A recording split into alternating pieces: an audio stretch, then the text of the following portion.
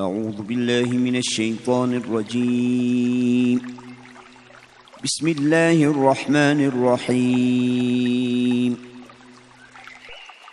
Ani şu peygamberlerinin bazısını bazısından üstün kıldık.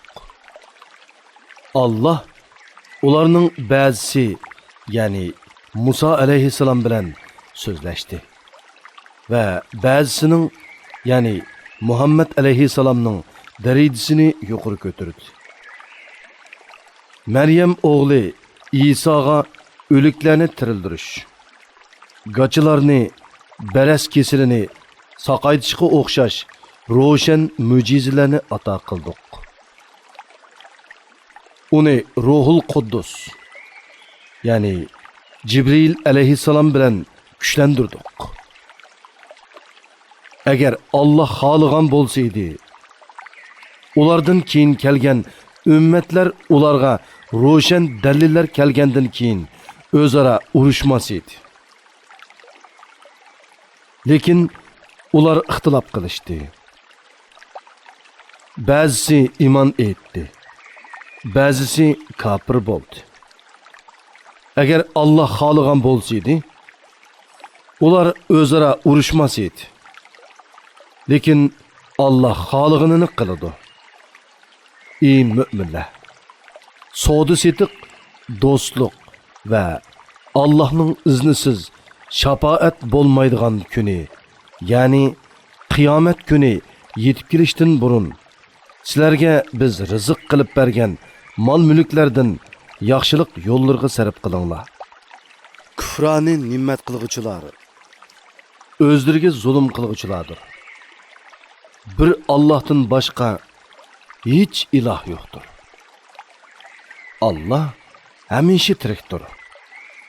Hammani idora qilib turg'uchidir. O mügdep qalmaydı. Uni uyqu basmaydı.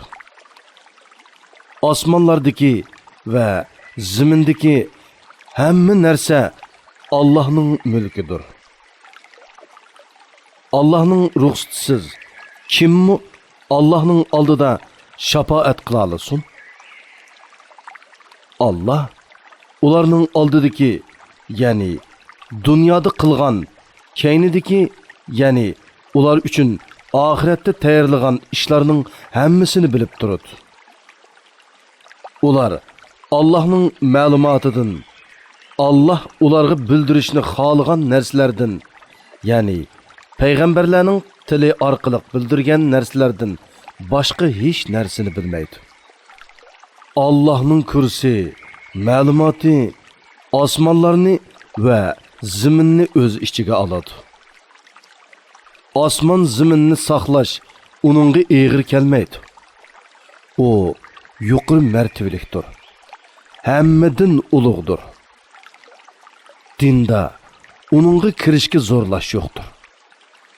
Hidoyat gumrohlikdan aniq ayrildi. Kimiki tağut, ya'ni Allohdan boshqa barcha ma'budni inkor qilib Allohga iymon etadigan, o sunmas, mahkam tutqini tutqan bo'ladi. Allah bandalarining so'zlarini anglab turg'uchidir. İşlerini bilib turg'uchidir. Allah müminlarning egisidir. Ularni kufrning zulmatidan iymonning yo'riqligiga chiqaradi. Kafirlarning egisi shaytondir. Ularni iymonning yo'riqligidan gumrohlikning qorong'uligiga chiqaradi. Ani shular ahli do'zaxdir. Ular do'zaxda mangu qolg'uchilardir. Parvardigori to'g'risida İbrahim bilan munozirlashgan, Allohning ato qilgan podshohligi uni İbrahim bilan munozirlashishga elib kelgan odam, ya'ni Namrudni ko'rmadingmi? Ayni zamonda İbrahim Allohning borligiga dalil ko'rsatib, mening Parvardigorim o'likni tirildiraydi, tirikni o'ltiraydi dedi.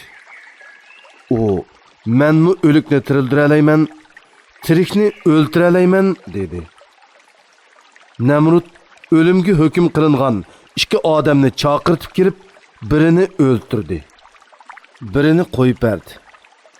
İbrahim Namrudning bundoq hamoqatligini ko'rib, Allah haqiqatan kunni sharqdan chiqara oladi. Xudolik da'vosi qiladigan bo'lsang, sen uni g'arbdan chiqarib boqqin dedi. Bundoq pakit oldida kafir eg'iz ocholmay qoldi. Allah zolim qavmni hidoyat qilmaydi. Yoki sen tam o'gizlari yiqilib vayron bo'lgan xarobi shahar, ya'ni Baytul Muqaddasdan o'tgan kishini, ya'ni Uzayrini ko'rmadingmi? U ajablanib, Allah bu shaharning o'lgan aholisini qandoq tirildira dedi. Allah uni 100 yil o'lik holatida turg'izib, ondan kamoli qudratini ko'rsatish uchun tirildirdi. Allah farishta orqali uningdan bu holatda qanchalik turding deb so'radi. O bir kun yoki bir kunga yetmaydigan vaqt turdim dedi. Allah aytdi: "Undaq emas. To'liq 100 yil turding. Yemek içmekinge qarg'in ki buzulmagan. Eshkinge qarg'in ki onun so'maklari chirib ketgan. Sana yuqorqidek odatdan tashqari ishlarni qilganligimiz seni biz kishilarga qudratimizning dalili qilish uchundir. Bu so'maklarga qarg'in ki uni qandoq qurashtiramiz? Ondan uningga go'sh qo'ndiramiz. Yuqorqi ishlar uningga aniq bo'lgan chaqda, ya'ni u ro'shan mo'jizlarni ko'rgan chaqda, u men Allohning hamma narsaga qodir ekanligini bildim dedi. O'z vaqtida İbrahim, Parvardigorim, o'liklarni qandoq tirildirganligini men ko'rsatgin dedi. Allah, o'liklarni tirildirganligimga ishonmadingmi dedi. İbrahim, ishondim. Lekin ko'nglim texmi qaror topsin uchun ko'rishni tilayman dedi. Allah aytdi: "Qushdan to'tni olgin. Ularni o'zingga to'plag'in. Ya'ni ularni parchalab, go'shtlari bilan paylarini aralashtirgin. Ondan her bir taqqa ulardan bir bölükni qo'ygin. Ondan ularni chaqirgin. Sening oldinga ular chapsan keladi. Bilgin ki Allah g'olibdir. Hikmet bilan ish qilg'uchidir. Allah'ның yo'lida pul melini sarf qilganlarning sarf qilgan narsasi yerga terilib 7 boshaq chiqargan. Her boshqida 100 dan tutgan bir dang'i o'xshaydi. Allah xohlagan bandisiga hassilab savob beradi. Allah'ның merhameti cheklik emas, kengdir. Allah mal sarf qilg'uchining niyatini bilguchidir. Pul melini Allah yo'lida sarf qiladigan, orqasidan uningga minnat qilmaydigan va xayri saxovatiga erishganlarni ranjitmaydigan kishilar Parvardigorining dargohida savob topadi. Ularga qiyomat kuni qo'rqinch va g'am qayg'u bo'lmaydi. Yaxshi so'z va kechirish keyin arziyat yetkazadigan sadiqidan afzaldir. Allah bandalarining sadiqasidan behojatdir. Halimidir. Ya'ni amriga xiloflik qilganlarni jazolashga oldirab ketmaydi. Ey mu'minlar, pul melini kishilarga ko'rsatish uchun sarf qiladigan, Allohga va oxirat kuniga iymon keltirmaydigan kishining qilgan amalini bekor qilib o'xshash, bergan sadiqanglarni minnat qilish va aziyat yetkazish bilan bekor qilib atmanglar. Bundoq pul melini boshqalarga ko'rsatish uchun sarf qiladigan odam xuddi ustiga to'pchon qo'nib qolgan, qattiq yomg'irdan keyin yuyilib burunqidek bo'lib qolgan siliq toshga o'xshaydi. ular qilgan amallari uchun oxiratda hech qanday savobga ega bo'lolmaydi. Allah kafir qavmni hidoyat qilmaydi. Mollarini Allohning roziligini tilash va nafslarini sadiqa ihsonga odatlantirish yuzidan sarf qiladiganlar egizlikka joylashgan. Qattiq yomg'irdan bahramon bo'lsa, mevasi 2 has ko'p bo'ladigan. Qattiq yomg'irdan bahramon bo'lmasa, shabnam bilanmi qanadigan, ya'ni qaysi holda bo'lsin, meva beradigan bir boqqa o'xshaydi. Demak, bunda xayri saxovatlik odam meli ko'p bo'lsa, ko'pga yarasha, oz bo'lsa, ozga yarasha beradi. Allah qilgan amallaringlarni ko'rib turg'uchidir. Aranglarda kimmi yoqtirsinki, uning xormuluq, üzümlük, ostidan eriqla eqib turadigan mevalarning hamma xillari bo'lgan bir big'i bo'lsin. Uning o'zi qerib qolgan, bolalari ushoq bo'lib, bu bog' o't ilib kelgan bir qora bo'ronda kuyib ketsin. Sizlarning o'yinishinglar uchun Allah sizlarga oyatlarini shundoq go'zal misol bilan bayon qiladi. Ya'ni pul milini riyo uchun sarf qilgan yoki boshqalarga ranjitish, minnat qilish bilan sarf qilgan odam savobini eng muhtoj turg'uliq yo'qitib qo'ygan bo'ladi. Ey mu'minlar, sizlar erishgan narsalarning va biz sizlarga zimindan chiqarib bergan narsalar, ya'ni ochliqlar, mevalarning yaxshilaridan sadiqa qilinglar.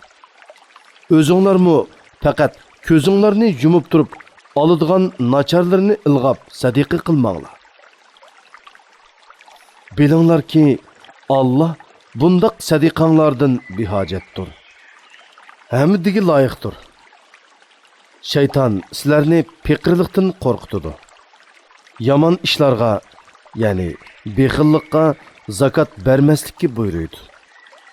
Allah sizlarga o'z mag'firatini va fazilini va'da qiladi. Allah'ning merhameti kengdir. O hammani bilib turg'uchidir. Hikmetni, ya'ni yaxshi amalga yetaklaydigan foydali ilmni xohlagan bandasiga ato qiladi. Hikmet ato qilingan odamga ko'p yaxshilik ato qilingan bo'ladi. Faqat aqlli odamlarla buningdan pand nasihat oladi. Nimini xayri ihson qilmanglar, ya'ni Allohning yo'lida nimini va'da qilmanglar, Allah uni haqiqatan bilib turadi. Zolimlar, ya'ni zakatni ma'ni qilg'uvchilar yoki pul milini gunoh ishlarga sarf qilg'uvchilarga hech qanday madadkor chiqmaydi. Sadiqini oshkora bersanglar, bu yaxshidir. Agar uni maxfiy bersanglar va yo'qsullarga bersanglar, texmi yaxshidir. Bu sizlarning ba'zi gunohlaringlarga kaforat bo'ladi. Allah sizlarning qilgan amallaringlardan xabardordir. Ey Muhammad, ularni hidoyat qilish sening mas'uliyating emas. Sana topshirilgan vazifa faqat kishilarga Allohning vahiysini yetkazishdir. Lekin Allah xohlagan bandasini hidoyat qiladi. Melinglardan nimani xayr ihson qilmanglar, o o'zinglarning foydasi uchundir. Sizlar faqat Allohning roziligi uchunla xayr ihson qilasizlar. Ya'ni xayr ihsoninglar uchun Allohning roziligidan boshqani ko'zda tutmanglar. Melinglardan nimani xayr ihson qilmanglar, sizlarga uning savobi to'liq beriladi. Sizlarga zulm qilinmaydi.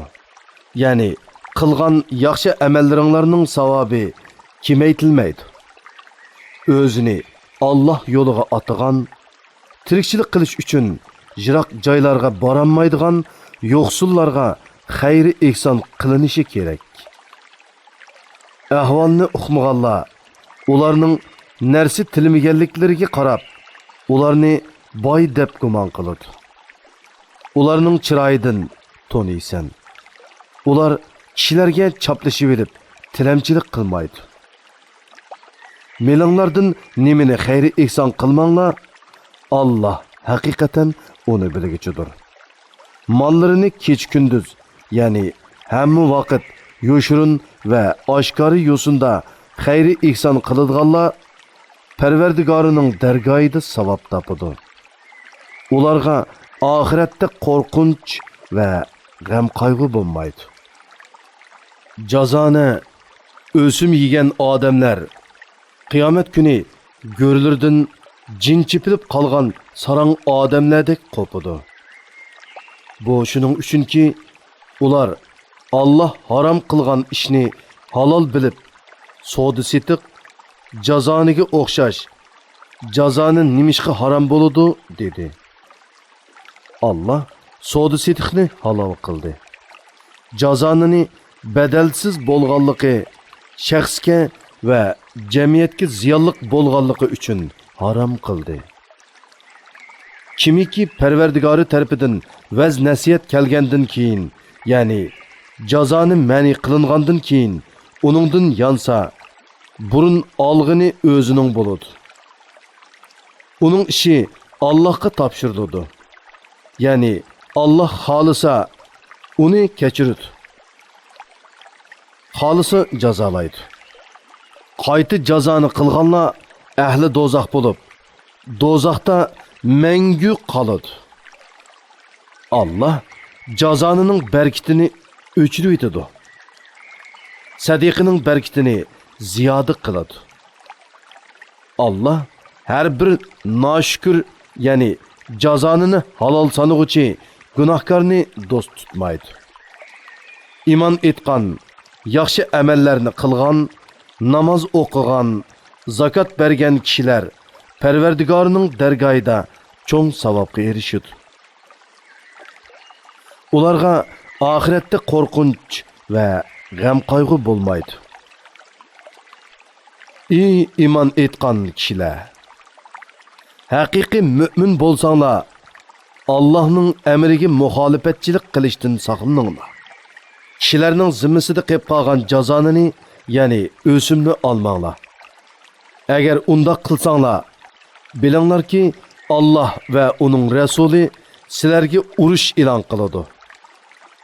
Agar jazoni qilishdan tavba qilsanglar, qarz bergan sarmoyanglar o'zingizga qaytadi. Boshqalarni ziyon tatqizmaysizlar. O'zingizmi ziyon tatmaysizlar. Agar qarzdorning qo'li qisqa bo'lsa, uning holi yaxshilang'icha kutinglar. Agar xayrlik ish ekanligini bilsanglar, qiyinchilikda qolgan qarzdordan oladigan qarzini uningga sadiqa qilib berayotganinglar sizlar uchun texmi yaxshidir. Sizlar shundoq bir kundan, ya'ni qiyomat kunidan qo'rqinglarki, u kunda sizlar Allohning dargohiga qaytarilasizlar. Ondan har kishi qilgan yaxshi yomon amalining natijasini to'liq ko'radi. Ularga zulm qilinmaydi. Ya'ni yaxshi amali kemaytilib, yomon amali ko'paytilmaydi. Ey mu'minlar, muddat belgilab o'zaro qarz berishsanglar, uni hujjat qilib yezib qo'yinglar. Oranglardagi xat biladigan kishi uni kam ziyoda qilmay, odillik bilan yozsin. Xat biladigan kishi Allah uningga bildirgandek to'g'rilik bilan yezishni rad qilmasin. U yozsin. Zimmisida boshqalarning haqqi bo'lgan odam yozilgan kishiga aytib bersin. Qarzdor Parvardigori Allohdan qo'rqsin. Qarz olgan narsasidan hech nimani kemaytib etmasin. Agar qarz olg'uchi odam ahmaq, ya'ni xudbin, aqlsiz, isrofxo'r yoki ojiz, ya'ni kichik bola yoki bekmi qeri bo'lsa, yoki gap qila olmasligi, gachiligi, kekeshligi tufaylidan o'zi aytib beranmasa, uning ishlarini boshqurg'uchi odam odillik bilan aytib bersin. sizlar er kişilardan 2 kişini guvohlikqa taklif qilinglar. Agar 2 er kishi yo'q bo'lsa, sizlar adolatiga, diyonatiga rozi bo'ladigan kishilardan bir er, 2 ayolni guvohlikqa taklif qilinglar. Bu 2 ayolning birisi unutib qolsa, ikkinchisi esiga soladi. Guvohchilar guvohlikqa chaqirilgan vaqtda guvoh bo'lishdan bosh tortmasin. Qarz mayli oz bo'lsin, mayli ko'p bo'lsin, uni qaytirish vaqti bilan qo'shib yezishdan erinmanglar. Allohning nazarida, ya'ni hukmida bu eng odillik va eng isbotliqdir. Ya'ni guvohlikning unutilmasligini eng isbotlovchidir. Gumonlanmasliqlarga eng yaqindir. Lekin aranglarda qilishgan qo'lmu-qo'l sodida hujjat yozmasanglarmi hech gunoh bo'lmaydi. O'zaro soda qilishgan vaqtinglarda guvohchi taklif qilinglar. Putukchigimi, guvohchigimi ziyon yetkazilmasin. Agar ziyon yetkazsanglar, gunoh o'tkazgan bo'lasizlar. Allohning amriga va nahiysiga muxolifatchilik qilishdan saqlaninglar. Allah sizlarga o'g'itadi. Ya'ni sizlarga ikkili dunyoda foydali bo'lgan ilmni beradi. Allah hamma narsani bilguchidir. Agar sizlar safar ustida bo'lib, xat yoza oladigan odamni topolmasanglar, bu chaqda qarz hujjati yezib berishning o'rniga go'ri qo'ydigan narsani topshirsanglar bo'ladi. Aranglarda biringlarga ishinib omonat qo'ysa, u chaqda omonatni olg'uchi odam omonatni topshirsin. Ya'ni qarz berguchi qarz olg'uchiga ishinib, uningdan bir narsani go'ri olmasa, qarzdor qarzini deyishgan vaqtida qaytirsin. Qarzdor omonatga rioya qilishda Parvardigoridan qo'rqsin. Guvohlikni yo'shirmanglar. Kimiki uni yo'shirdi ekan, haqiqatan uning dili gunohkor bo'ladi. Allah qilmishinglarni tamoman bilguchidir. Osmonlardagi, zimindagi shaylar igdorchilik qilish jihatdan bo'lsin, tasarruf qilish jihatdan bo'lsin, Allohning ilkididir. Dilinglardagi yomonlikni mayli oshkor qilinglar, mayli yo'shiringlar, uning uchun Allah sizlardan hisob oladi. Allah xohlagan kishiga mag'firat qiladi. Xohlagan kishiga azob beradi. Allah hamma narsaga qodirdir. Payg'ambar Parvardigori tarafidan uningga nozil qilingan kitobga iymon keltirdi. Mu'minlarmi iymon keltirdi. Ularning hammasi Allohga va Allohning farishtalariga, kitoblarga va payg'ambarlarga iymon keltirdi. Ular Allohning payg'ambarlarining hech birini ayirib etmaymiz. Ya'ni ularning ba'zisiga iymon etib, ba'zisiga iymon etmay qolmaymiz deydi.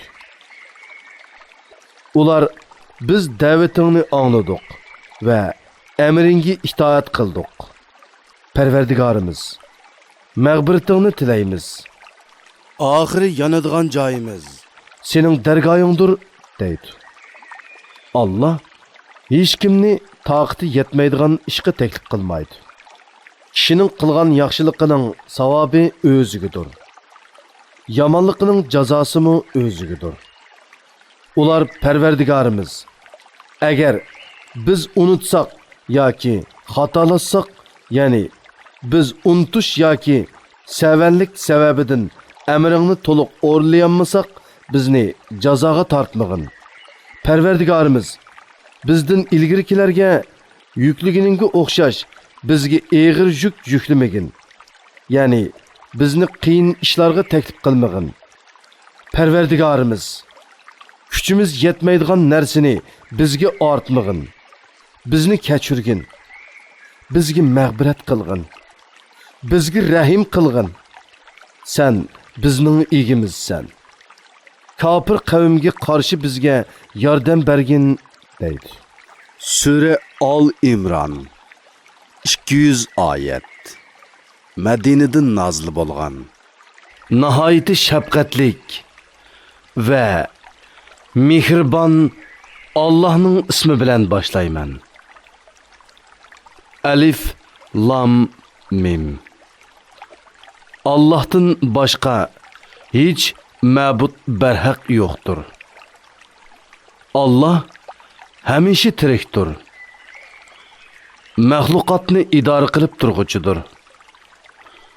Ey Muhammad, o'zidan ilgiriki kitoblarni tasdiq qilg'uchi haq kitobni, ya'ni Qur'onni Allah sana nozil qildi. İlgiri kishilarga yo'l ko'rsatguchi qilib Tavrat bilan Injilni nozil qilgan edi. Haq bilan batilni ayirg'uchi kitobni, ya'ni barliq samoviy kitoblarni nozil qildi. Shubhisizki Allohning oyatlarini inkor qilganlar oxiratda qattiq azobga duchor bo'ladi. Allah g'olibdir. Yamanlarni jazolag'uchidir. Shubhisizki osmon va zimindagi hech narsa Allohga maxfiy emas. U sizlarni bachidonlarda, ya'ni onanglarning qursug'idagi chig'inglarda o'zi xohlagan shaklga kirgizadi. Uningdan boshqa hech ma'bud barhaq yo'qdir. Allah g'olibdir. Hikmat bilan ish qilg'uchidir. Ey Muhammad, u Allah sana kitobni, ya'ni Qur'onni nozil qildi. Uningda mahkam, ya'ni ma'nisi ochiq oyatlar borki, ular kitobning, ya'ni butun Qur'onning asosidir. Yana boshqa mutashabih, ya'ni ma'nisi muayyan emas oyatlar bordir. Dillarda agirlik bor, ya'ni gumrohlikqa moyil kishilar fitna qo'zg'ash va o'z ro'yi bo'yicha ma'ni berish uchun mutashabih oyatlarga ergashadi. Ya'ni mutashabih oyatlarni o'z nafsi xohishi bo'yicha tushundiradi.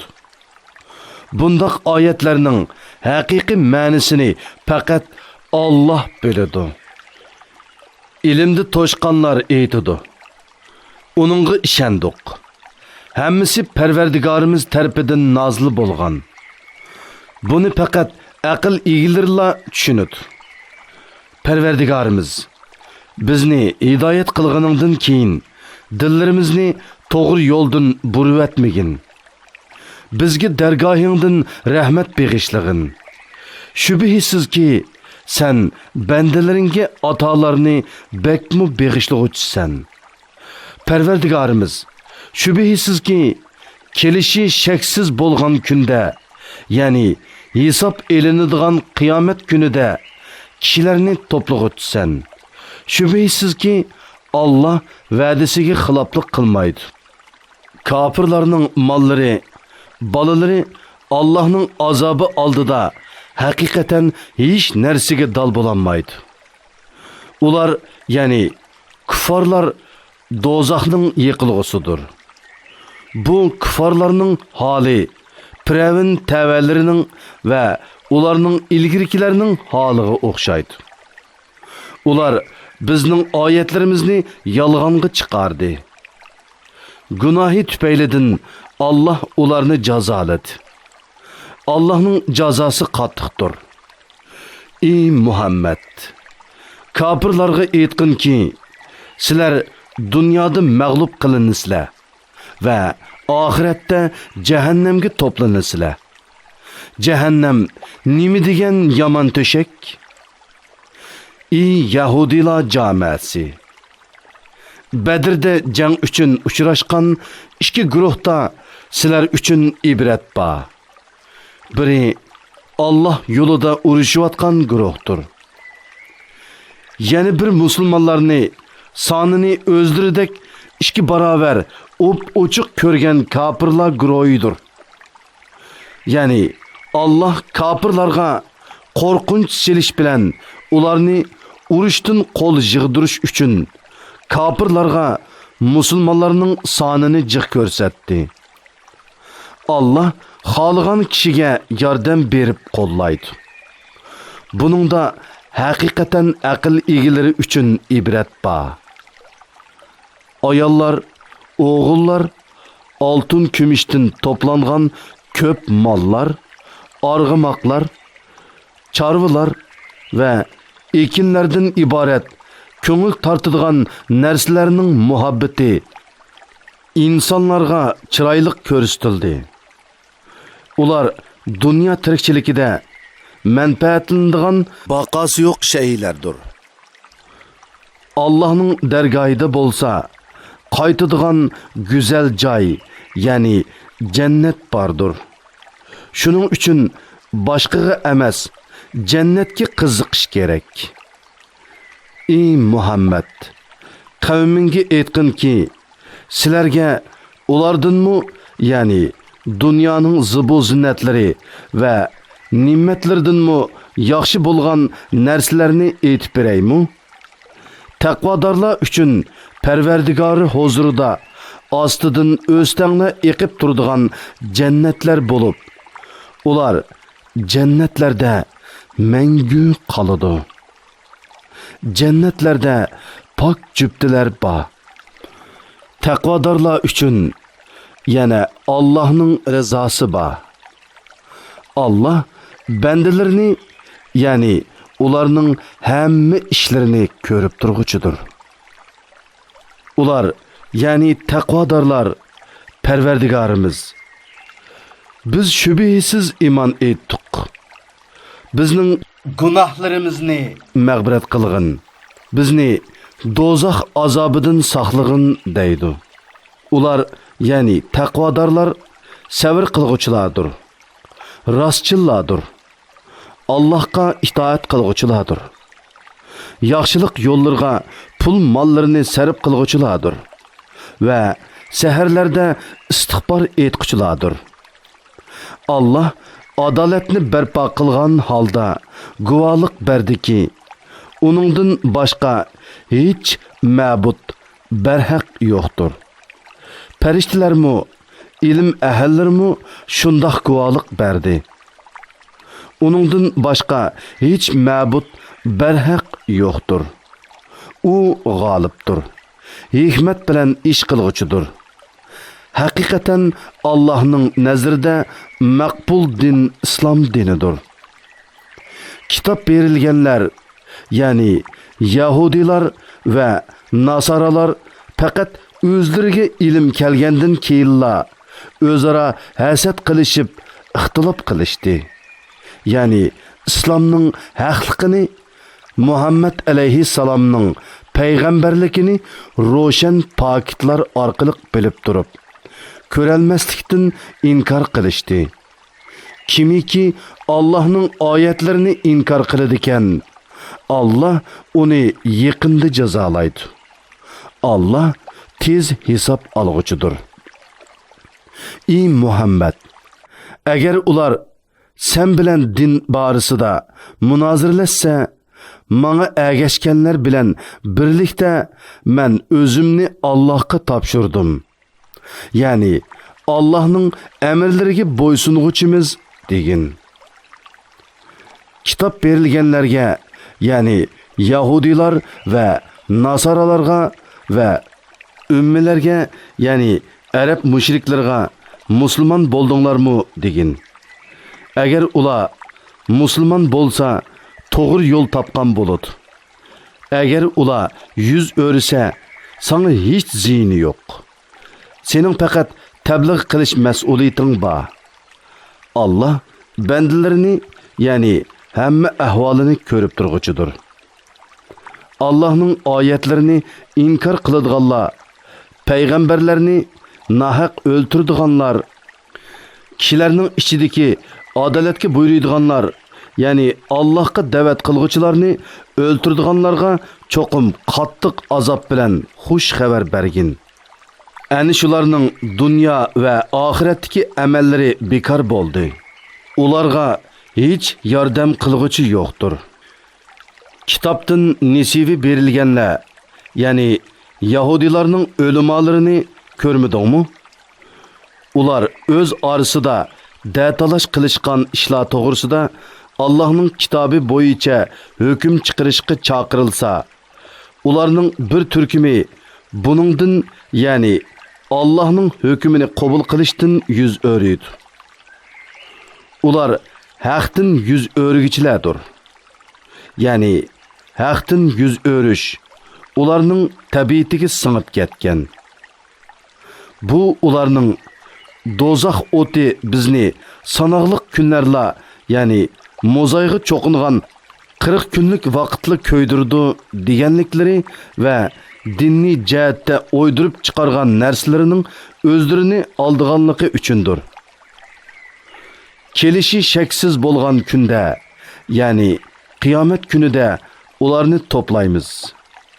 Har bir kishining qilgan ishining jazosi va mukofoti to'liq beriladigan, ularga azobni ziyoda qilib etish yoki savobni kamaytirib etish bilan zulm qilinmaydigan shu chaqda ularning holi qandoq bo'ladi? Aytqinki, padişahlıqning egisi bo'lgan ey Allah, xohlagan odamga padişahlıqni berasan, xohlagan odamdan padişahlıqni tortib olasan, xohlagan odamni aziz qilasan, xohlagan odamni xor qilasan. Hamma yaxshilikning xazinasi yolg'iz sening qo'lingdadir. Sen haqiqatan hammaga qodirsan. Kechini kunduzga kirgizsan, kunduzni kechiga kirgizsan. Shuning bilan kech kunduzning uzun qisqa bo'lishi fasllar bo'yicha navbatlashib turadi. Jonliqni, ya'ni tirik bo'lgan insonni, hayvonni jonsizdan, ya'ni jonsiz bo'lgan obimanidan chiqarsan. Jonsizni, ya'ni jonsiz bo'lgan obimanini jonliqdan, ya'ni jonliq bo'lgan insondan, hayvondan chiqarsan. O'zing xohlagan kishiga hisobsiz rizq berasan. Müminler müminlerini qo'yib, kafirlarni do'st tutmasin. Kimiki shunda qiladigan, u Allohning do'stligiga erishamaydi. Ulardan qo'rqib, do'stlik izhor qilishinglar buningdan mustasno. Allah sizlarni o'zining azobidan qo'rqitadi. Oxir qaytadigan joy Allohning dargohidir. Aniqki dilinglardagini mayli yoshiringlar, mayli oshkorlanglar, Allah onu bilib turdi. Allah osmonlardagi va zimindagi narsalarni mo bilib turdi. Allah her narsaga qodirdir. U kunda, ya'ni qiyomat kunida her odamning qilgan yaxshi ishlari, yomon ishlari o'zining oldida ayon bo'ladi. Ular yomon ishlarini ko'rmaslikni o'z bilan yomon ishlarining orasida mashriq bilan mag'ribning orasidek uzun musofa bo'lishini orzu qiladi. Allah sizlarni o'zining azobidan qo'rqitadi. Allah bandalarga mehribondir.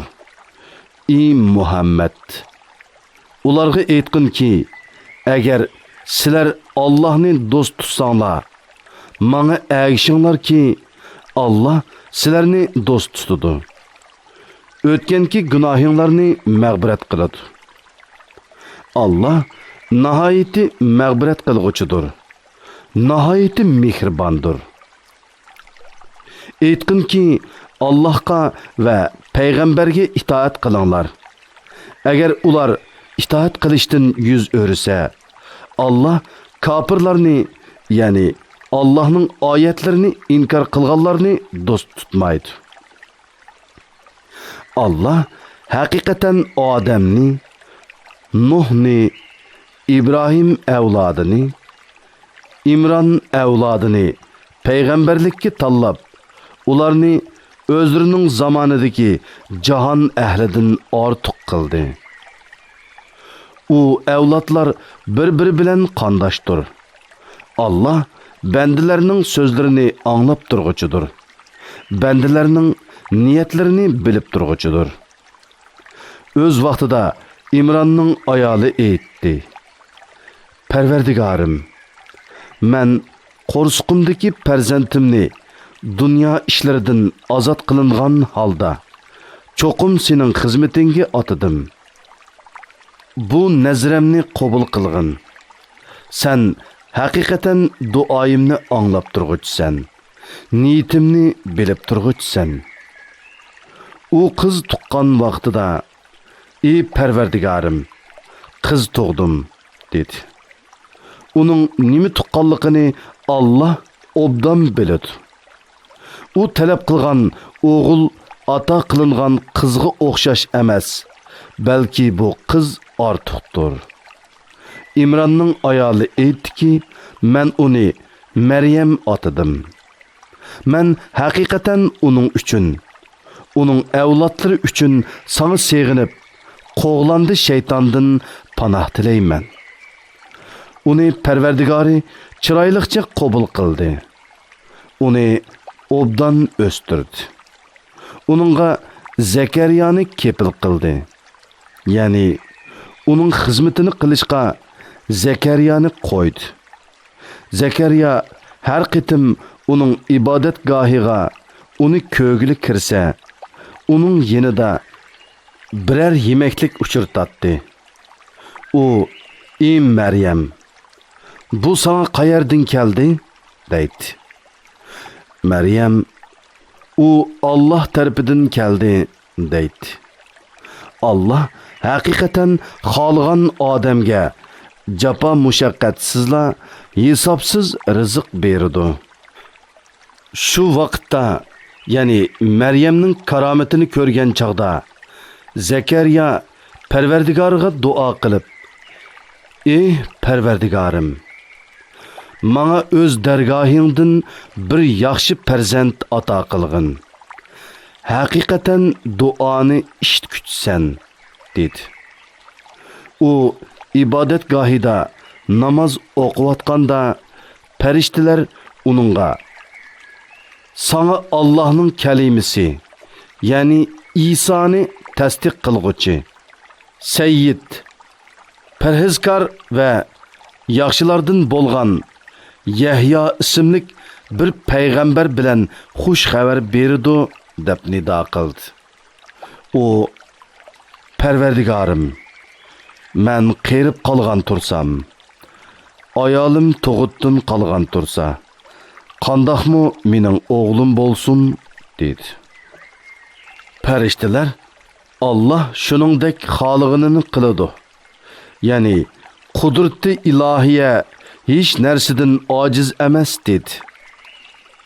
U: "Parvardigorim, menga ayolimning homildor bo'lganligiga bir nishona ato qilgin" dedi. Allah: "Sana bo'ladigan nishoni shuki, 3 kungacha kishilarga so'z qilolmaysan. Ya'ni zikr tasbih etishdan boshqa so'zga tiling kelmaydi. Faqat ishoratli qilasan. Nimetimga shukr qilish yuzsidan Parvardigoringni ko'p yod et. Kechda atganda tasbih et" dedi. Farishtalar aytdi: "Ey Maryam, Allah haqiqatan seni bütün ayollar ichidan tanladi. Seni pok qildi. Seni bütün jahon ayollaridan ortiq qildi. Ey Maryam, Parvardigoringga itoat qil, sajda qil va ruku qilguvchilar bilan birga ruku qil. Ey Muhammad, bu sana vahiy qilayotganimiz g'ayib xabarlardandir."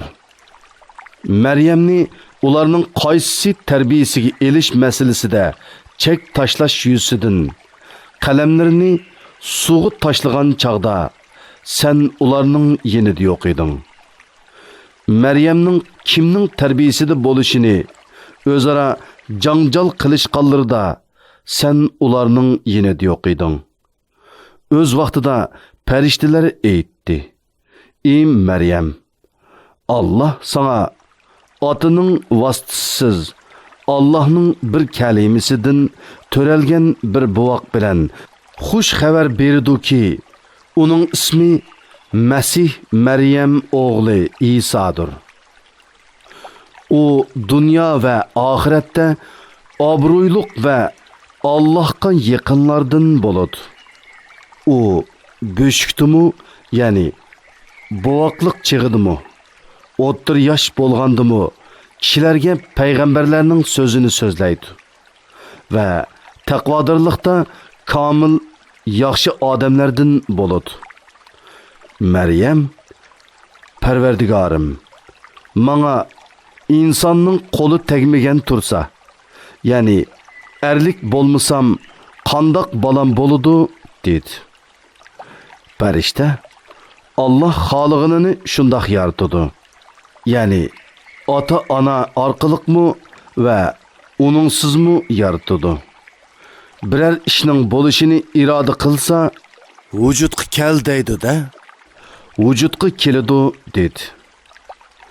Allah uningga xatni, hikmatni, ya'ni so'z harakatda to'g'ri bo'lishni, Tavratni, İncilni o'rgatdi. Uni Bani İsrailga payg'ambar qilib avatdi. U deydi: "Shubhisizki, sizlarga men Rabbinglar tarafidan bo'lgan payg'ambarligimning rostligini ko'rsatadigan bir mo'jiza ilib keldim. Men sizlarga loydin qushning shaklidek bir narsa yasayman. Ondan uningga puvlayman da Allah'ның izni bilan u qush bo'ladi. Tug'mi ko'rni, baras kesilini saqaytiman. Allah'ның izni bilan o'liklarni tirildirman. Sizlar yeydigan va uyinglarda saqlaydigan yemekliklardan xabar berman. Ya'ni sizlarning yo'shirin ahvolinglarni aytib beralayman. Shubhisizki, agar sizlar Allah'ның mo'jizalariga ishonguchi bo'lsanglar, buningda, ya'ni men keltirgan mo'jizalarda sizlar uchun albatta mening rostligimni ko'rsatadigan ro'shan alomat bor. Men ilgari kelgan Tavratni tasdiq qilgan holda keldim. Sizlarga harom qilingan ba'zi narsalarni halol qilish uchun keldim. Sizlarga Parvardigoringlar tarafidan dalil elib keldim. Allah'tan qo'rqinglar va mening amrimga itoat qilinglar. Allah haqiqatan mening Parvardigorimdir. Sizlarningmi Parvardigoringlardir. Uningga ibodat qilinglar. Bu to'g'ri yo'ldir. İsa ularni, ya'ni Yahudilardan kufrda ching turib, uni o'ltirish niyatiga kelganligini sezgan chaqda Allah uchun Allah'qa da'vat qilish yo'lida men kimlar yordam berdi dedi. Havarilar, ya'ni uning tavalaridan haqiqiy mu'minlar aytdi: Allah uchun sana biz yordam beramiz. Allah'qa iman etdik. Guvoh bo'lgun ki biz payg'ambarligingga bo'ysunguchilarmiz. Parvardigorimiz, sen nozil qilgan kitobga ishondik. Payg'ambarga ergashdik. Bizni hidoyatingga shohid bo'lganlar qatorida qilgin. Ular mikr ishlatdi, ya'ni İsa aleyhisselamni o'ltirmoqchi bo'ldi. Allah ularning mikrini berbat qildi. İsa aleyhisselamni qutqizib osmonga elib chiqib ketdi. Allah mikr qilg'uvchilarning jazosini obdan berguchidir. O'z vaqtida Allah aytdi: "Ey İsa, men seni ajiling yetganda qabzi ruh qilaman. Seni dargohimga ko'tiraman. Ya'ni osmonga ilib chiqaman. Seni kofirlardan pok qilaman. Ya'ni seni o'ltirmoqchi bo'lgan yomonlarning sharridan saqlayman. Sana ergashganlarni qiyomatgacha kofirlardan ustun qilaman. Ondan mening dargohimga qaytsizlar. Sizlar ixtilof qilishgan ish, ya'ni İsa'nın ishi ustida oranglarda men hukm chiqarman. Kofirlarga bo'lsa dunyo va oxiratda qattiq azob qilaman. Ulardan Allohning azobini to'sadigan hech madadkor bo'lmaydi. Iymon etgan va yaxshi amal qilganlarga kelsak, Allah ularning qilgan yaxshi amallarining ajrini to'liq berdi. Allah zolimlarni do'st tutmaydi. Zolimlarni do'st tutmaydigan zot qandoqmi bandalarga zulm qilsin?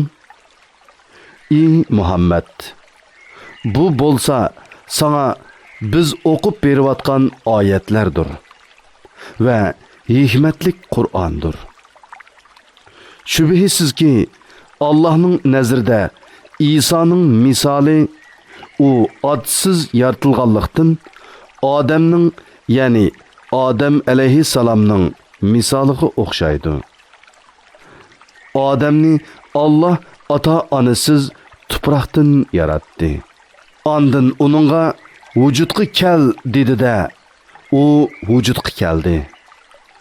İsa'nın ishi Adem'ning ishidan ajablanarlik emas. İsa haqidagi bu so'z Allah tarafidan nozil bo'lgan haqiqatdir. Sen shak qilg'uvchilardan bo'lmag'in. Sen İsa to'g'riliq, haqiqiy ma'lumotga ega bo'lganingdan keyin kimlarki sen bilan munozirlashsa, sen ularga kelinglar. O'g'illarimizni va o'g'illaringlarni, ayollarimizni va ayollaringlarni, o'zlarimizni va o'zlaringlarni yig'ib Allohning la'nati yolg'onchilarga bo'lsin deb Allohga yol urib duo qilayli degin. Shubhisizki bu albatta rost qissasidir. Bir Allohdan boshqa hech iloh yo'qdir. Allah haqiqatan g'olibdir. Hikmat bilan ish qilg'uchidir. Agar ular iymondan yuz o'risa, ular buzg'unchilardir. Shubhisizki Allah buzg'unchilarni bilib turadi. Ey ahli kitob, ya'ni Yahudilar va Nasaralar faqat Allohga ibodat qilish, Allohga hech narsani sherik keltirmaslik, Allohni qo'yib bir-birimizni Xudo qilolmaslikdek, hammamizga o'rtoq bo'lgan bir so'zga, ya'ni bir xil aqidaga amal qilayli degin.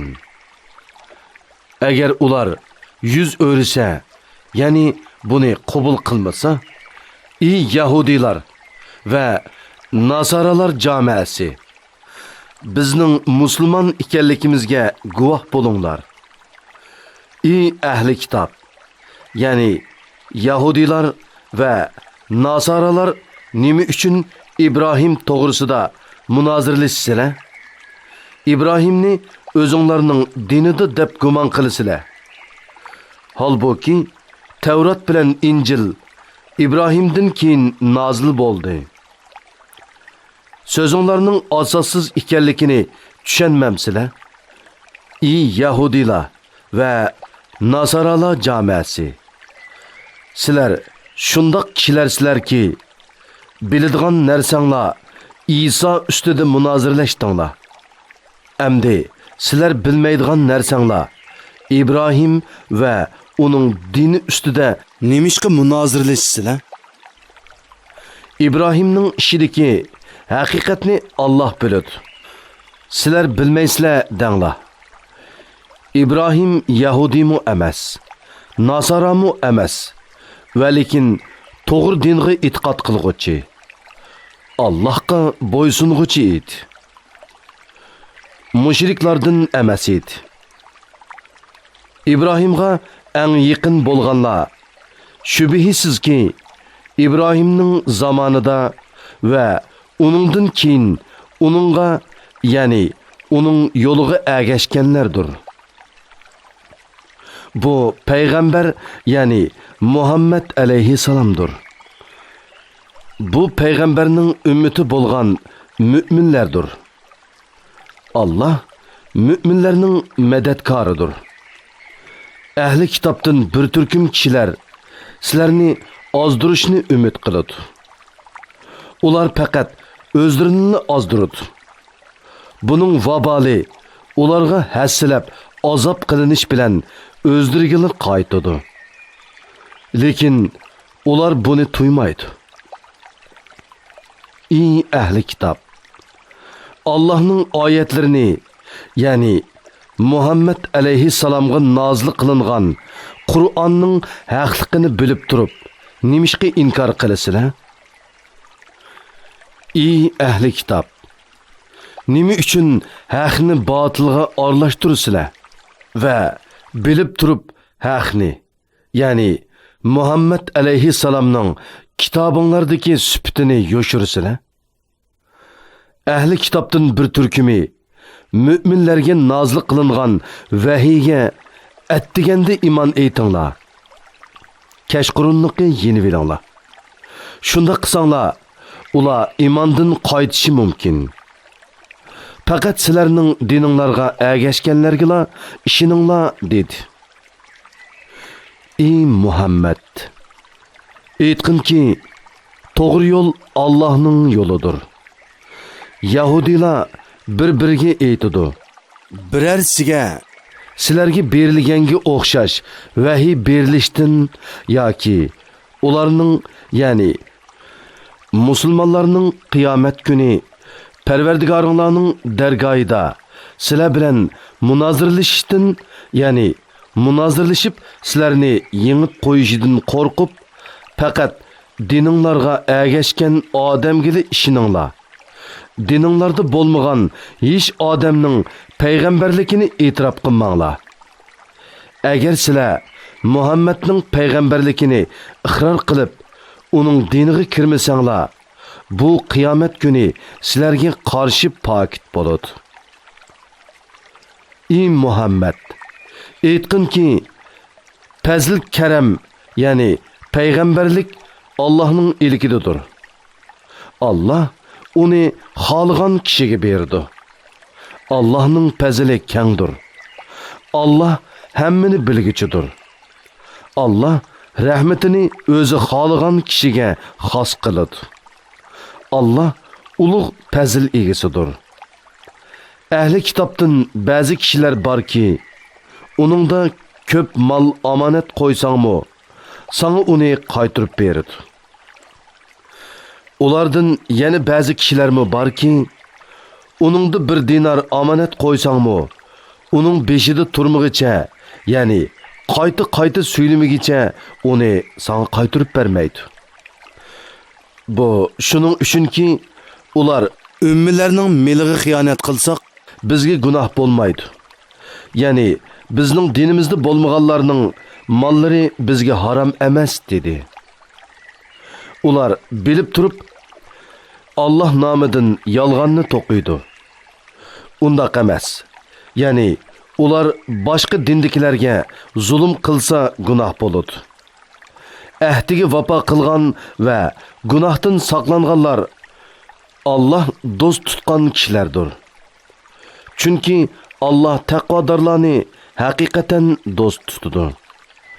Allah'a bergen ahdini ve qasamlarini azgını bedelge tegişidiganlar ahirette Allah'ın rahmetinden hiç qandaq nesibiga erişenmeydi. Kıyamet günü Allah ularni xush qiladigan söz qilmaydi. Ularga rahmet közü bilen qaramaydı.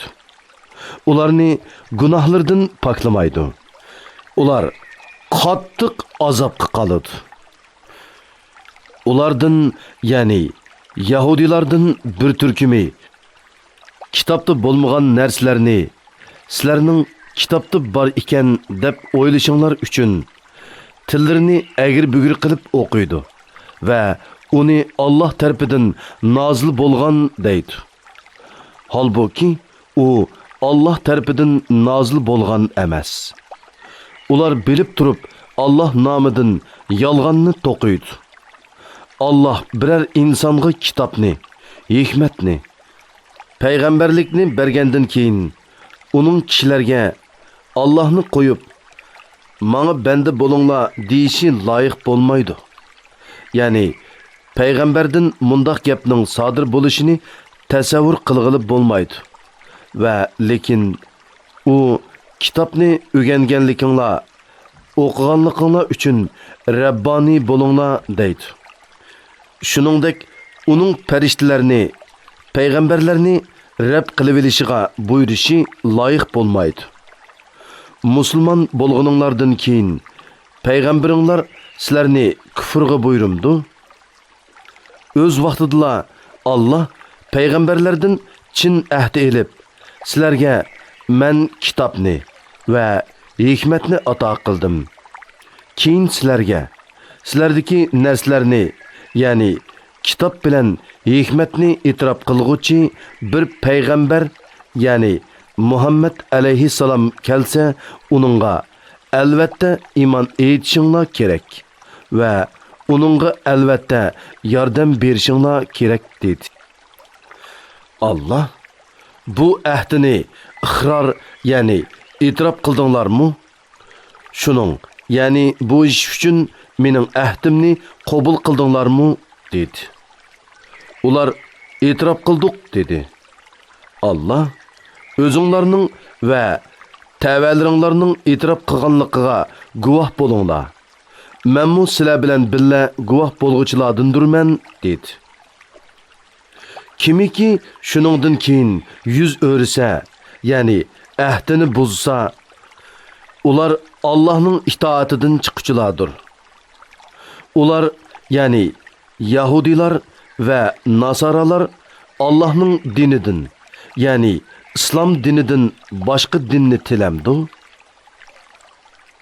Halbuki osmonlardagilar va zamindagilar ixtiyoriy va ixtiyorsiz ravishda Allohga bo'ysungan tursa, ular qiyomat kuni Alloh tarafiga qaytariladi. Ey Muhammad, ularga aytqinki, biz Allohga iymon etdik. Bizga nozil qilinganga, ya'ni Qur'onga, İbrahimga, İsmoilga, İsaqqa, Yaqubqa va uning avlodlariga nozil qilingan vahiyga, Musoga berilganga, ya'ni Tavratga, İsoga berilganga, ya'ni Injilga va payg'ambarlarga Parvardigori tarafidan berilganga, ya'ni kitoblarga iymon etdik. Ularning hech birini ayirib etmaymiz. Ya'ni ularning ba'zisiga iymon etib, ba'zisini inkor qilmaymiz. Biz Allohga bo'ysunguchilarmiz. Kimiki islom dinidan g'ayri dinni tilaydi ekan, hargiz u, ya'ni uning dini qabul qilinmaydi. U oxiratda ziyon tortquchidir. İman etqandan, payg'ambarning haq ekanligiga shohid bo'lgandan va o'zlariga ro'shan dalillar kelgandan keyin kafir bo'lgan qavmni Alloh qandoqmi hidoyat qilsin? Alloh zolim qavmni hidoyat qilmaydi. Allohning farishtalarining va insonlarning hammasining la'natiga uchrash ularga berilgan jazodir. Ular do'zaxda mangu qoladi. Ulardan azob yenikitilmaydi, kechiktirilmaydi. Faqat tavba qilganlar va buzuq amallarni tuzatganlar buningdan mustasno. Alloh mundaqlarga mag'firat qilg'uchidir va mehribondir. Şübihsizki iman etqandan keyin kafir bo'lganlar ondan kufrni teximi oshirganlarning tavbasi hargizmi qabul qilinmaydi. Ani shular gumrohlardir. Şübihsizki kafir bo'lib tavba qilmasdan kufr bilan o'lganlarning hech biridan yer yuziga bir keladigan oltin fidya bersimi qabul qilinmaydi. Ani shular qattiq azobga qoladi. Ularni Allah'ның azobidan qutuldiradigan hech bir madadkor bo'lmaydi. Avlod ovozliq asarlari.